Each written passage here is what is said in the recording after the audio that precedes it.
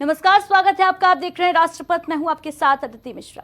भारत आजकल रशिया से खूब तेल खरीद रहा है। इसकी वजह यह है कि उसे रूस की तरफ से डिस्काउंट मिल रहा है, लेकिन यही डिस्काउंट अब भारत के लिए भारी पड़ता नजर आ रहा है। दरअसल अमेरिका रूस की अर्थव्यवस्था पर दबाव बढ़ाना चाहता है। वो रूस से तेल खरीदने वाले देशों पर भारी टैक्स लगाने की फिराक में है। इस बारे में सीनेट में नया बिल आने वाला है। इस बिल के मुताबिक जो भी देश रूस से तेल और गैस खरीदेगा और यूक्रेन की मदद नहीं करेगा, उस पर 500% तक का टैक्स लगाया जा सकता है। इस बिल को सीनेटर ग्राहम लिंडसे ने पेश किया। अगर 500% का टैक्स कानून बन जाता है तो भारतीय सामान को अमेरिकी बाजार में भारी नुकसान हो सकता है। भारत अमेरिका को अरबों डॉलर का सामान बेचता है। ट्रंप ने भारत पर 36% टैरिफ लगा रखा है।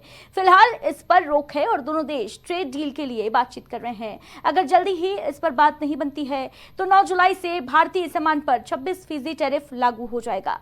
अमेरिका भारत का एक महत्वपूर्ण व्यापारिक भागीदार है। दिल्ली की राजनीतिक में शीश महल हाल के सालों में सबसे चर्चित मुद्दा रहा है। पूर्व मुख्यमंत्री अरविंद केजरीवाल के आवास की भव्यता पर हुए करोड़ों रुपए खर्च होने को भाजपा ने प्रमुख चुनावी मुद्दा बनाया था। भाजपा ने केजरीवाल के आवास को शीश महल के तौर पर संबोधित करते रहे और जानकारों का मानना है कि शीश महल के आरोप से चुनाव में आम आदमी पार्टी को काफी नुकसान हुआ, लेकिन शीश महल वाला जिन एक बार फिर से जिंदा हो गया है। दरअसल दिल्ली सरकार ने मुख्यमंत्री रेखा गुप्ता के नए सरकारी आवास की मरम्मत पर 60 लाख रुपए खर्च करने का फैसला किया है।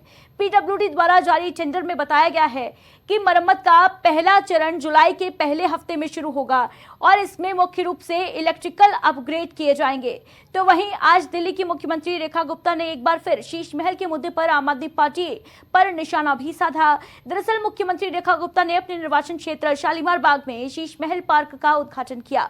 इस पार्क का जीर्णोद्धार के बाद उद्घाटन किया गया है।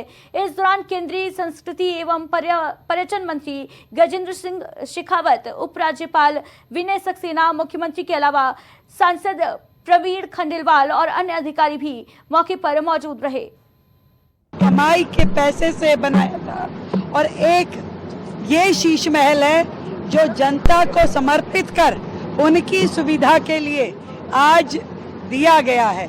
ये फर्क है पहले की सरकारों में और वर्तमान सरकार की कार्यप्रणाली में। तो मैं तो यही कहूंगी कि जनता का शीश महल आबाद रहे और जिन लोगों ने अपने स्वार्थ के लिए किया उनको तो केवल मुझे लगता है कानून ही देखेगा। आपने शीश महल को देखकर काफी संतुष्ट नजर आ रही हैं। शीश महल का उद्घाटन कर लिया, लेकिन नकली वाले शीश महल का उद्घाटन कब करेंगे? बहुत उद्घाटन करने की आवश्यकता नहीं है। उसको हमें उस जगह वापस लेके जाना है जहां से उसके सोर्सेज है, यानी जनता के खजाने से निकला हुआ पैसा वापस जनता के खजाने में जाना चाहिए। उस और काम करने की आवश्यकता है जो हम करेंगे।